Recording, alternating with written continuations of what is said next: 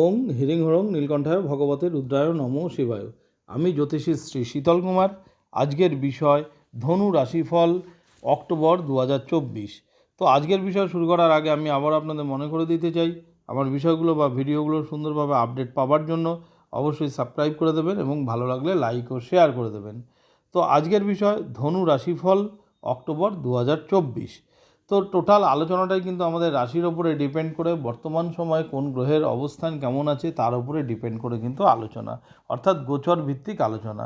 তো সবার প্রথমে তাহলে আমরা এই রাশির গ্রহের পজিশনগুলো আমরা জেনে নেব। তো সেই ক্ষেত্রে দেখুন, ফার্স্ট হাউসে কোনো গ্রহ নেই, থার্ড হাউসে শনি, ফোর্থ হাউসে রাহু, সিক্সথ হাউসে বৃহস্পতি, সেভেন্থ হাউসে মঙ্গল। মঙ্গল 20 তারিখে 8th হাউসে প্রবেশ করবে। 10th হাউসে রবি, বুধ এবং কেতু অবস্থান করছে। রবি 17 তারিখে 11th হাউসে, বুধ 10 তারিখে 11th হাউসে প্রবেশ করবে। 11th হাউসে শুক্র অবস্থান করছে। শুক্র 13 তারিখে 12th হাউসে প্রবেশ করবে। এই হচ্ছে অক্টোবর মাসে গ্রহের পজিশন আপনার ধনু রাশির। তো এই ভিত্তিতে আমরা আলোচনা করব। তাহলে সবার প্রথমে আমরা শরীর স্বাস্থ্য, তারপর এডুকেশন, তারপর প্রেম প্রণয় সম্পর্ক, বৈবাহিক সম্পর্ক, ব্যবসা বাণিজ্য, ভাগ্য, কর্ম বা চাকরি বাকরি, এই সমস্ত ব্যাপার নিয়ে আলোচনা করব। তাহলে সবার প্রথমে আমরা শরীর স্বাস্থ্য নিয়ে আলোচনা করব। সেই ক্ষেত্রে শরীর স্বাস্থ্য আমরা ফার্স্ট হাউস থেকে বিচার করি। তাহলে ফার্স্ট হাউসের অধিপতিকে, ফার্স্ট হাউসের অধিপতি হচ্ছে বৃহস্পতি। সেই বৃহস্পতি কোথায় অবস্থান করছে? সেই বৃহস্পতি কিন্তু 6th হাউসে অবস্থান করছে। 6th হাউসটা কিন্তু রোগের ঘর, 6th হাউসটা কিন্তু ঋণের ঘর, 6th হাউসটা কিন্তু শত্রুর ঘর। তাহলে এই যে রোগ, ঋণ, শত্রুর ঘরে কিন্তু ফার্স্ট হাউস অর্থাৎ রাশি অধিপতি কিন্তু বসে আছে। তার মানে কোথাও একটা এই অক্টোবর মাসে ওভারঅল এই 6th হাউসে বৃহস্পতি যতদিন অবস্থান করবে ততদিন কিন্তু আপনার শারীরিক ব্যাপারটা একটু কমজোর থাকবে। কীরকম? আপনার ইমিউনিটি সিস্টেম একটু কমজোর হতে পারে, বা কখনো দেখা গেল পেটের সমস্যা দেখা দিতে পারে, ডাইজেস্টিভ প্রবলেম হতে পারে, বা কোনো পেটের সমস্যা দেখা দিতে পারে। তো সেই কারণে অবশ্যই একটু খাওয়া দাওয়া কন্ট্রোল করে করবেন, খাওয়া দাওয়া একটু বুঝে শুনে করবেন, একটু শরীর স্বাস্থ্যের প্রতি একটু সতর্ক থাকবেন বা ধ্যান দেবেন। তো এরপরে আমরা এই রাশির জাতক বা জাতিকাদের এডুকেশন বা পড়াশোনার ব্যাপারটা নিয়ে আলোচনা করব। সেই ক্ষেত্রে দেখুন, এডুকেশন আমরা 5th হাউস থেকে বিচার করি, কিন্তু প্রাথমিক এডুকেশন আমরা 4th হাউস থেকে বিচার করি। 4th হাউসে রাহু অবস্থান করছে, 4th হাউসের লর্ড 6th হাউসে অবস্থান করছে। কোথাও একটা প্রাথমিক এডুকেশন যারা করছেন তাদের ক্ষেত্রে কিন্তু একটু সমস্যা দেখা দিতে পারে, কনসেন্ট্রেশনের অভাব হতে পারে। আর যারা তার ওপরে মিডিল স্ট্যান্ডার্ড বা তার ওপরে পড়াশোনা করছেন, সেই ক্ষেত্রে আমরা 5th হাউস থেকে বিচার করি। 5th হাউসের লর্ডকে মঙ্গল, সেই মঙ্গল কোথায় অবস্থান করছে? সেই মঙ্গল কিন্তু 7th হাউসে অবস্থান করছে এবং এখানে 20 তারিখের আগে পর্যন্ত থাকবে। তার মানে এই সময়টা পর্যন্ত কিন্তু আপনার পড়াশোনা মিডল স্ট্যান্ডার্ডের ওপরে যারা পড়াশোনা করছেন তাদের কিন্তু যথেষ্ট ভালো কিন্তু দেখা যাচ্ছে, বা পজিটিভ অ্যাঙ্গেলে কিন্তু পড়াশোনা হবে, বা পড়াশোনার প্রতি কনসেন্ট্রেশন, মনোযোগও দিতে পারবেন। যদি কোনো এক্সাম থাকে বা এই পড়াশোনা সংক্রান্ত কোনো ব্যাপার থাকে, সেই ক্ষেত্রে কিন্তু 20 তারিখের আগে পর্যন্ত আপনার পজিটিভ হওয়ার সম্ভাবনা আছে। কিন্তু 20 তারিখে মঙ্গল কিন্তু অষ্টম ঘরে প্রবেশ করবে। তো অষ্টম ঘর সাধারণভাবে নেগেটিভ ঘর। তো সেই সময় কিন্তু একটু পড়াশোনার প্রতি ধ্যান দেওয়া দরকার, না হলে কোনো না কোনো কারণে কনসেন্ট্রেশনের অভাব হতে পারে, নানা রকমভাবে সমস্যা আসতে পারে, কোনো না কোনো কারণে বাধা আসতে পারে। তো সেই কারণে একটু ফোকাস করবেন পড়াশোনার প্রতি 20 তারিখের পরে। তো যাই হোক, এরপরে আমরা এই রাশির জাতক জাতিকাদের প্রেম প্রণয় সম্পর্ক নিয়ে আলোচনা করব। সেই ক্ষেত্রেও প্রেম প্রণয় সম্পর্ক আমরা কিন্তু 5th হাউস থেকে বিচার করি। তাহলে 5th হাউসের লর্ডকে, 5th হাউসের লর্ড মঙ্গল, সে কিন্তু 7th হাউসে অবস্থান করছে। তাহলে মঙ্গল যখন 7th হাউসে অবস্থান করে, তার মানে যে প্রেমের সম্পর্ক কিন্তু আপনাদের সঙ্গে সম্পর্ক যথেষ্ট ভালো থাকবে। যারা প্রেমের সম্পর্কে আছেন, ইভেন তাদের মধ্যে কিন্তু বৈবাহিক মানে প্রেমের যে ব্যাপারটা আছে সেটা আপনারা বৈবাহিক সম্পর্কে নিয়ে যেতেও কিন্তু মনে মনে চিন্তা করবেন। তো যাই হোক, ওভারঅল প্রেমের সম্পর্ক ভালো থাকবে। কিন্তু 20 তারিখের পরে কিন্তু মঙ্গল অষ্টম ঘরে যাবে এবং সেখানে নিচস্থ হবে। তার মানে এই সময়টা কিন্তু একটু কোনো না কোনো কারণে কন্ট্রোভার্সি আসতে পারে।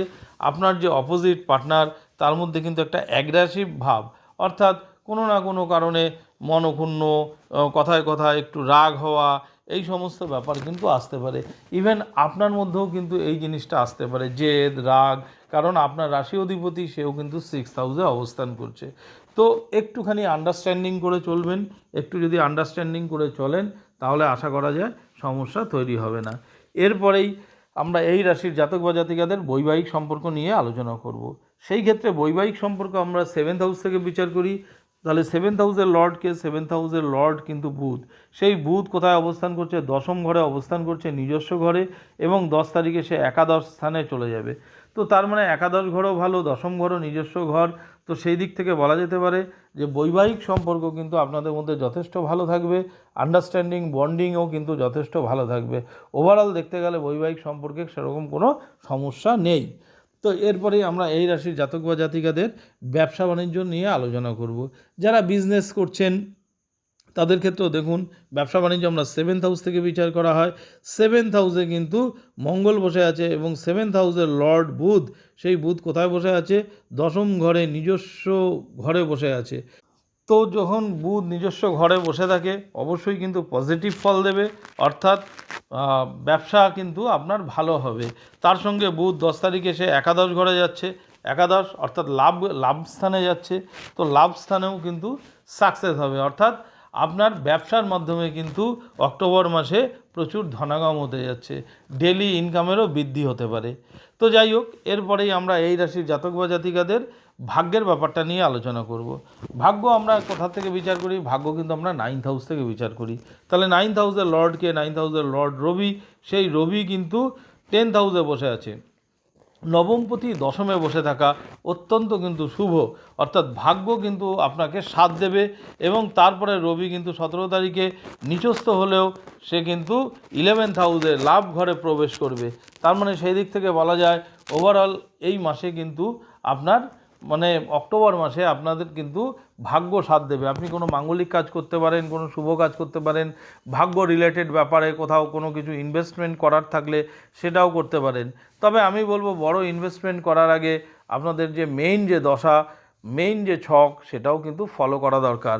কারণ এই যে রাশিফল, এটা হচ্ছে ওভারঅল অনেকেরই সেম রাশি থাকতে পারে, কিন্তু যে ইন্ডিভিজুয়াল জন্ম সময় দিয়ে যে ছক তৈরি করা হয় সেটাও দেখে যদি এই ব্যাপারটা দেখা হয় তাহলে কিন্তু আরও পজিটিভ রেজাল্ট হবে।